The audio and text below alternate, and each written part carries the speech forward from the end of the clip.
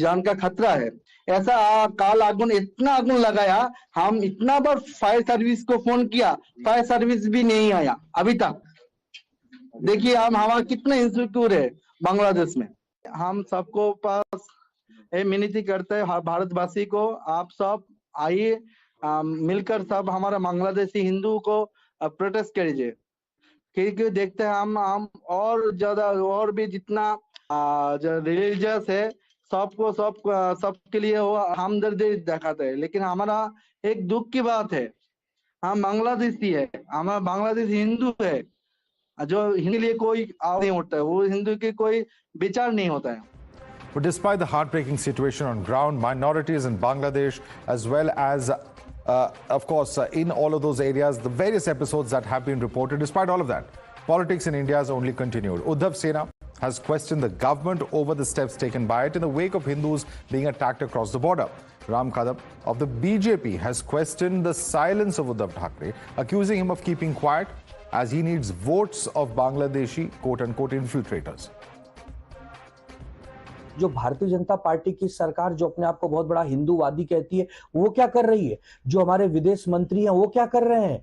याद रखना कि अगर हमारे हिंदू भाई बहनों को बांग्लादेश में तकलीफ हो रही है, तो हमारे भारत देश में अगर एक भी बांग्लादेशी रहते हैं, एक भी घुसपैठिए रोहिंग्या रहते हैं, तो इनको भी यहां से भागना पड़ेगा। देखिए, जिस प्रकार से बांग्लादेश में हमारे लोगों को पीड़ित प्रताड़ित किया जा रहा है, दिन दहाड़े उनकी हत्या की जा रही है, हमारी आस्था, हमारे मंदिर तोड़े जा रहे हैं, उद्धव ठाकरे की चुप्पी का क्या कारण है?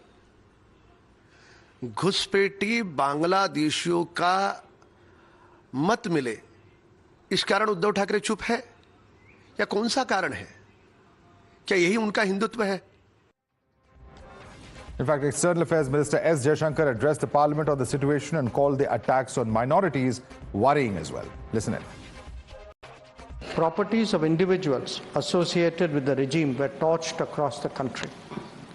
What was particularly worrying was that minorities, their businesses and temples also came under attack at multiple locations.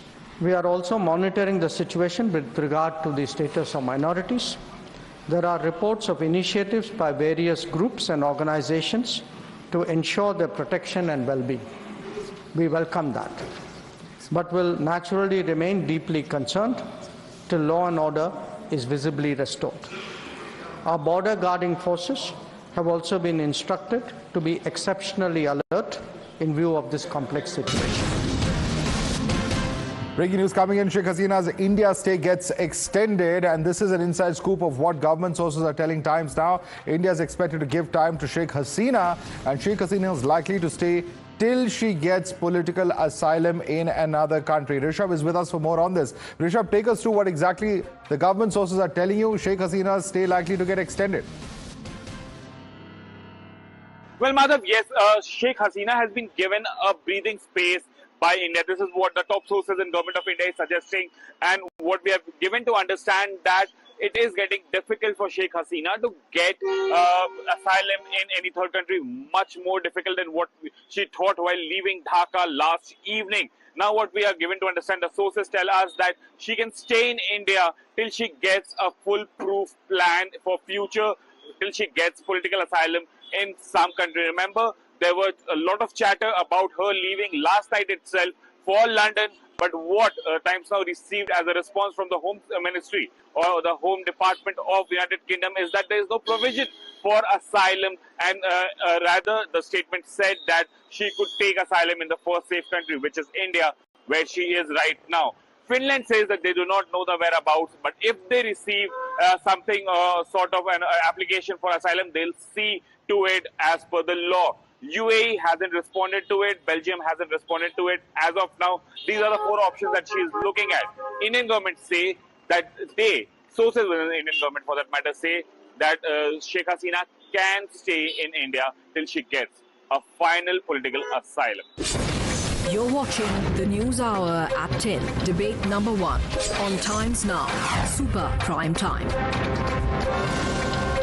Let's take this across to our guest joining us. Radhika Khera, spokesperson of the BJP. We also have Dr. Anand Ranathan, author, with us. We have Radha Raman Das, who's a vice president and spokesperson of ISKCON Kolkata. Subir Bhaumik is a senior journalist joining us. Kishore Tiwari is spokesperson of the Shiv Sena. We also have Arka Kumar Nag, lawyer and political analyst, joining us. Let me start with Kishore Tiwari. Kishore Tiwari, in the spirit of, something that affects the entire country.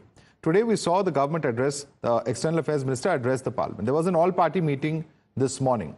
Why then drag in politics into what is obviously a very sensitive matter? You have thousands of people over there, India, close to 20,000 Indian nationals, and you have about 8% of the population of Bangladesh who are Hindus. Aren't we dragging them into this kind of politics? And isn't that avoidable? Yes, Madhav, my party's stand is that we are very much concerned with around 13 people, Hindus, which are being targeted without any reason. And they are being, there is the genocide is going on, their properties are being damaged. We urge the government of India to protect Hindus there. And unnecessary statement and provoking statement by BJP spokesperson or any spokesperson. We are with the government of India because if you look at the Bangladesh, it's a very sensitive border state for India where our trade is affected. And we are very much concerned about the Hindus in Bangladesh. And we want to protect them and the intervention like 1971 or the 74. We want to have it if the Hindus are being killed like this. I don't need to make any comment like a politician. This is a very critical time. We should avoid it. Madhav, this is very critical time. And the intervention and all these things, because if there is a law and order situation is not stabilized, in next 72 hours. Absolutely, but if the government does more than this, they will be accused, of course, meddling in internal affairs. But I want Radhika Khera to come in on this. Radhika Khera, what the UBT Shiv Sena spokesperson is saying is that we are only expressing our concern about the Hindus in Bangladesh who are in a very, very difficult situation. And we've seen those spate of attacks that have taken place. It's only a concern that we are expressing. Please respond to him. While our government is concerned and monitoring the entire situation very carefully, and we are concerned about the 19,000 Indians who were in Bangladesh, out of which about 9,000 were students and most of whom have come back. And we are ensuring that our people are protected. And we are also looking at the situation in terms of how the minority is being treated. And we've also seen how many organizations have come forward to protect them. Having said that, I've been hearing what the Shiv Sena has been saying, and even of the clip, heard the clip that you showed earlier as well. If they're so concerned about the Hindus, let's start at home. Why have they been silent on the rape case in Ayodhya of a minor Hindu girl by their ally from Samajwadi Party? Why have they been silent on that? They should see their own house first. Yes, if the whole world is concerned about what is happening in Bangladesh, India particularly because it is our neighbor state, we are concerned about every person who is over there. Because at the end of the day, humanity comes first. But when you're talking about Bangladesh, they have to stop playing this cheap politics that the India Alliance is up to. When it comes to our own country, when a Hindu girl, a minor is raped in Ayodhya, not one person from the India Alliance has spoken up. Where is Mr. Uddhav Thackeray? Where are their spokespersons? Not one person has joined debates. Not one person has made an official statement. Not one person has said, yes, Samajwadi Party should take action. They should do something about it. Instead, you have the Samajwadi chief and their alliance partners saying that there should be a DNA test. Why these double standards? Why are you not bothered about the Hindus in your own country? No, you're not bothered about them. Yeah, that is unfortunate. But double standards, maintain it again. Kishore Tiwari, double standards that are on display by India Alliance, says the BJP. But I just want to ask you a simple question. Agar hamare log, this is what your party colleague, Mr. Anand Dubey, said. Please listen to my question. He has said, agar हमारे लोग वहां सुरक्षित नहीं है तो जो बांग्लादेशी या Rohingya यहाँ हैं उनको भी भगाओ हमारे देश से उनकी कोई जरूरत नहीं है यहाँ. Is that a responsible comment to be making at a time like this? Please tell me, sir. Since you're saying you're not speaking like a politician, would you condemn this statement of Mr. Dubey? Madhav, in fact, Bangladeshi or Rohingyas are not staying here. And the statement of Anand Are Dubey not staying here? or What are you saying? Ram Kadam. There are no Bangladeshi refugees in India. There are no Rohingyas in India. What are you saying, sir? No. If they are there, there is with the government of India permission. But I don't want to make. So why is any Mr. statement. Dubey making this statement? That is exactly the point I'm making. Then we should be responsible. Why did you condemn his comment? I am going to have a official version of a Shiv Sena that we are very much disturbed with the violence and attack on a Hindu temple and Hindus in Bangladesh, and we are urging government of India to protect them. And other than that, I don't want to make any comment.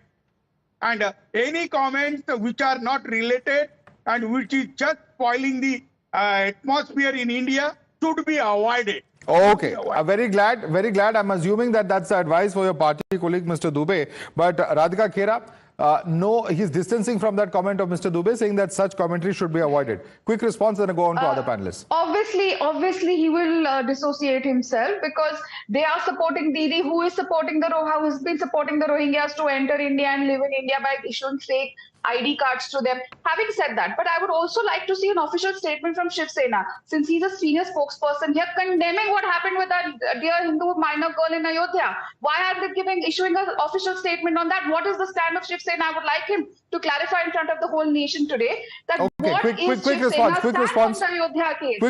Mr. Tiwari, since that question is repeated by the BJP spokesperson. Quick response and then go across to others. Quick response. Madhav, not only in Ayodhya, anywhere in India, if such crimes are there, we will condemn it and we will ask the government. All right, you're condemning that, but let me bring in Mr. Arka Kumar Nag now, because Radhika Khera has a pointed question, and the BJP has been stating this again, that Mamata Banerjee, in her bid to play whatever kind of politics it may be, has made several statements which are extremely controversial, especially when it comes to Bangladesh. Politics has been played even in the current episode, in the run-up to all of this violence and protest that took place, culminating in yesterday's events. Mr. Nag, the BJP has repeated that Mamata Banerjee has in fact made statements that are beyond her brief as Chief Minister of West Bengal. And in fact, there have been sharp diplomatic responses as well to some of those comments.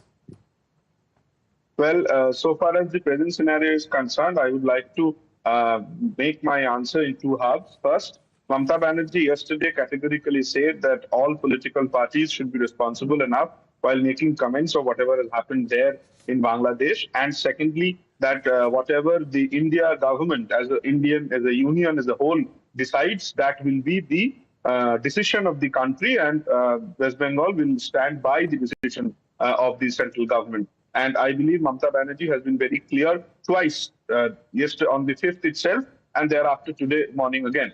And so far as another part of my answer is concerned, I believe that, of course, it is a sovereign country. Till today, Bangladesh is a sovereign country. But whatever is happening there, that is taking, if it is taking a shape of a genocide, because whatever we are seeing from bits and parcels of various media reports. I am not saying that they are wrong. I am neither saying that they are right. But what I am saying is a genocide, if it happens in a neighboring country, is something which is absolutely a matter of fearfulness and worrying. Because what is the doubt, Mr. Nag? Let's set the record straight. Is there any doubt about the veracity of these reports? No, we have spoken to several members, several reports from Bangladesh. It's all out there. It's not something that any one media is spreading. I am not doubting the veracity. You do not need to clarify. I am once again stating that a single life lost is absolutely derogatory. What is happening in Bangladesh right now is a genocide. Interference, if required, the central government believes it has done previously in 71. If it is required now, they will do it again. But the borders have to be protected. There cannot be people coming into India in a huge, unscaled manner. That will create a difficulty for the Indian states, specifically for West Bengal. West Bengal has been a victim earlier. I believe this time it will not be. Their central government, whatever they decide, Mamata Banerjee's government in West Bengal is standing by the central government. All right. Now let me bring in Dr. Ranganathan on that count. Dr. Ranganathan, There has been, of course, some amount of discussion in various fora as to what really has transpired in Bangladesh. I'm glad Mr. Nag has at least taken an unequivocal and clear position on the show today. But the point being made is this, that there are some serious concerns. Yes, there is build-up at the borders, and perhaps in coming days it could manifest in many, many ways. There are serious concerns about how the centre is going to handle the issue. Perhaps we are lucky that in this case, at least at the level of the centre, all parties are on the same page. The big question is, will that last? Are we going to see politics? Are we going to see all parties united in how India deals with Bangladesh, as we have seen in the past as well? Good evening, Madhav, and good evening to my fellow panelists. Thank you for discussing this very important topic. At the outset, I would like to really sincerely thank the spokespersons of the TMC and the Shiv Sena UBT for saying the right thing that needed to be said. There is time for politics, and there is time to stand by for what is right. And I thank them for it. I think this is very important. Your debate has brought this out. So thank you, Mr. Kishore Tiwari and Mr. Nag. Look, Madhav, saving Bangladeshi Hindus is the need of the hour. The situation, as you also highlighted, is calamitous in district after district. Lalmonirhat, Chandrapur, Hathibanda, Panchgarh, Patua Khali. Hindu houses have been torched, hundreds of them, shops looted, temples desecrated. ISKCON temple has been vandalized, the deities burnt. We have to act. We have the CAA. It must no longer remain an amnesty. We must arm it. In fact, every country in South Asia should have a CAA to address the historical leftover issue. India believes non-Muslims are persecuted in Pakistan, Bangladesh and Afghanistan, and therefore we brought the CAA.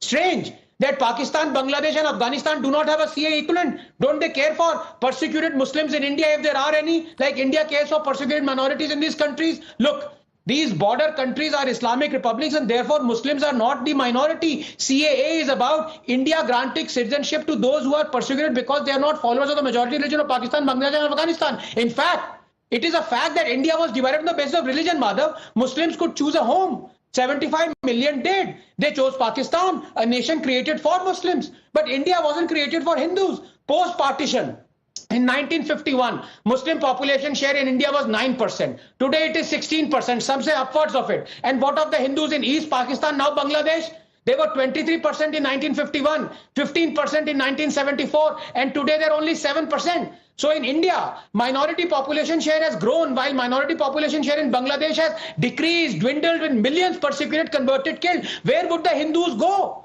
To add to the misery, just 30 seconds, 11.3 million Bangladeshi Hindus were forced to flee between 64 and 2013. 2.4 million perished in 1970-71 genocide. As many as 1.2 million Hindu families have been dispossessed of 2 million acres of land. Only 13 million are now left. The spate of terrible violence, rape, murder, looting, arson, temple destruction is a pointer to an ominous future for Hindus there, Madhav. Will we wait till we have to airlift the last Hindu from Bangladesh like we did in Afghanistan? Just 10 seconds. Finally, those decrying Indian Muslims at their heart beating for Palestinians but not for Bangladeshi or Kashmiri Hindus should ask themselves, what have we the Hindus done? Why are 700,000 Kashmiri Hindus still refugees in their own land? If you are jealous of someone else's unity, you are divided. Okay, let me bring in Subir Bhaumik on that note. Mr. Subir Bhaumik, there are some very, very serious questions. History appears to be repeating itself in Bangladesh. And once again, it is the minorities in Bangladesh whose numbers have been dwindling over the last 6 decades that once again appears to be playing out right before us in this extremely terrible and extremely violent manner. Isn't this condemnable, Mr. Bhaumik?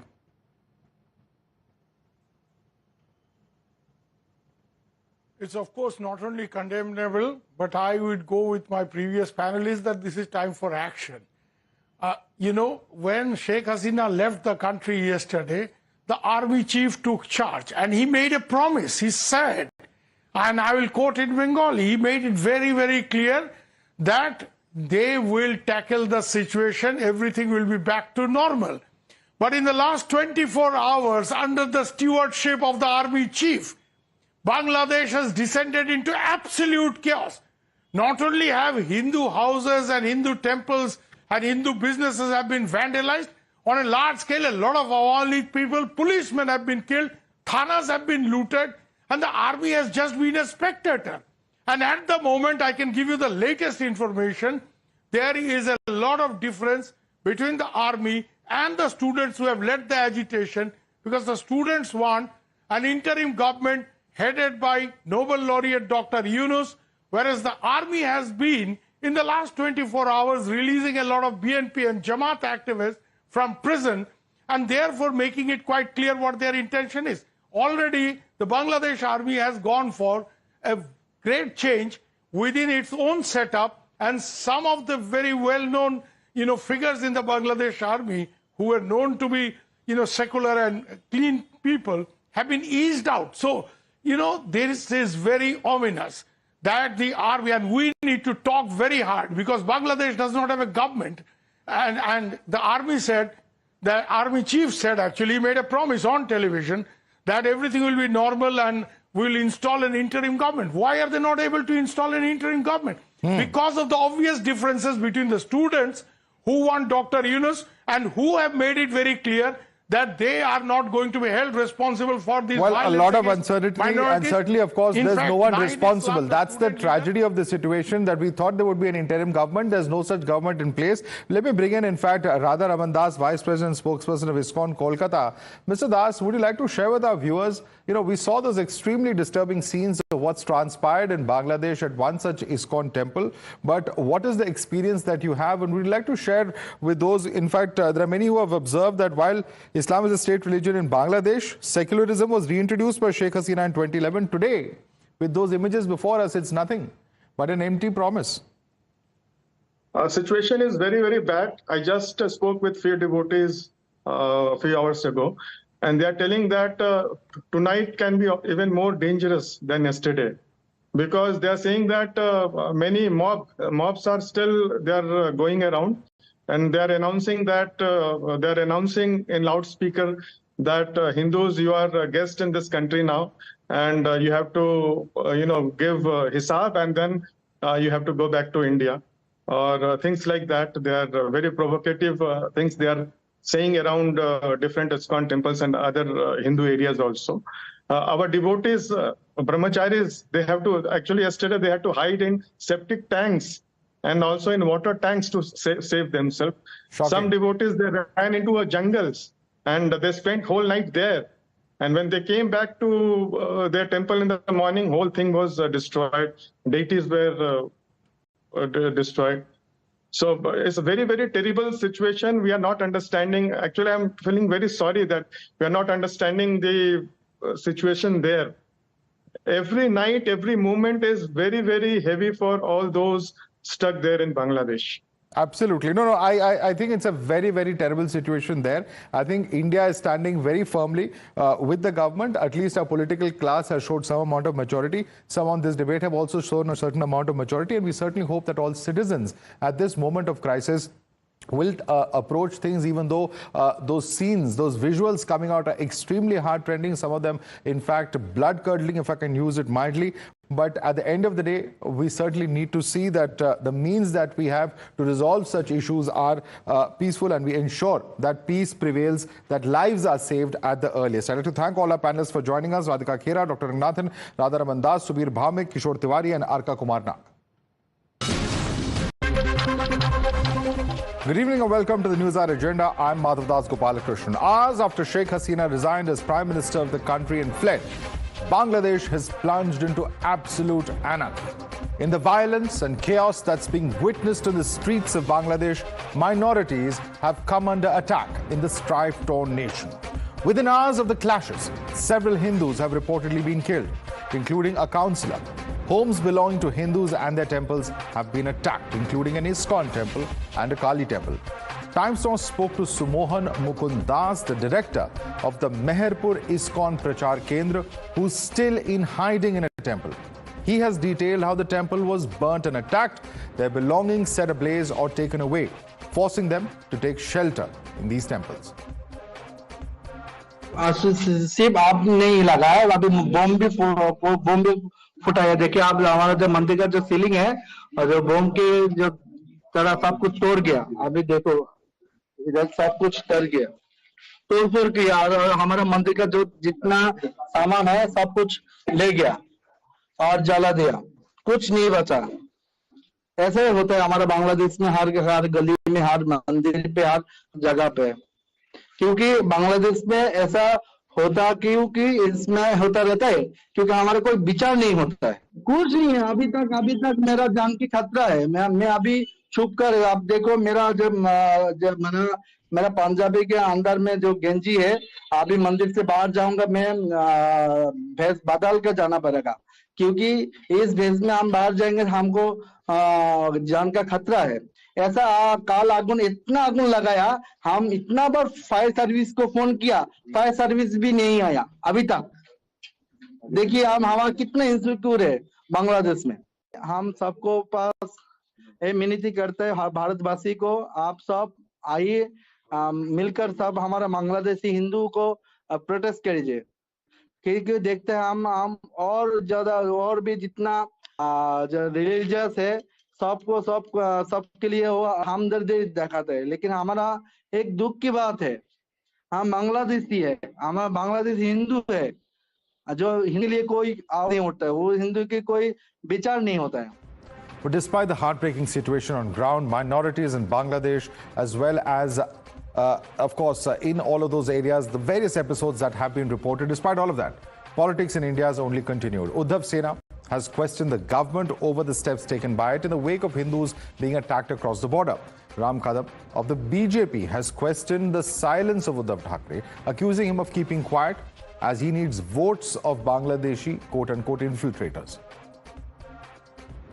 जो Bharatiya Janata party की सरकार जो अपने आप को बहुत बड़ा हिंदूवादी कहती है, वो क्या कर रही है? जो हमारे विदेश मंत्री हैं वो क्या कर रहे हैं?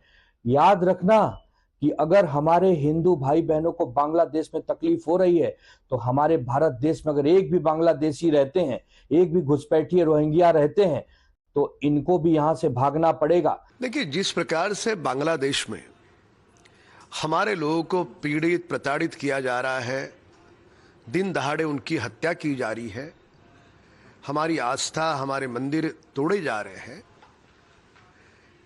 उद्धव ठाकरे की चुप्पी का क्या कारण है? घुसपैठी बांग्लादेशियों का मत मिले इस कारण उद्धव ठाकरे चुप है, या कौन सा कारण है? क्या यही उनका हिंदुत्व है? In fact, External Affairs Minister S. Jaishankar addressed the Parliament on the situation and called the attacks on minorities worrying as well. Listen in.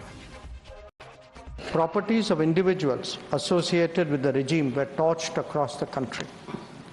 What was particularly worrying was that minorities, their businesses and temples also came under attack at multiple locations.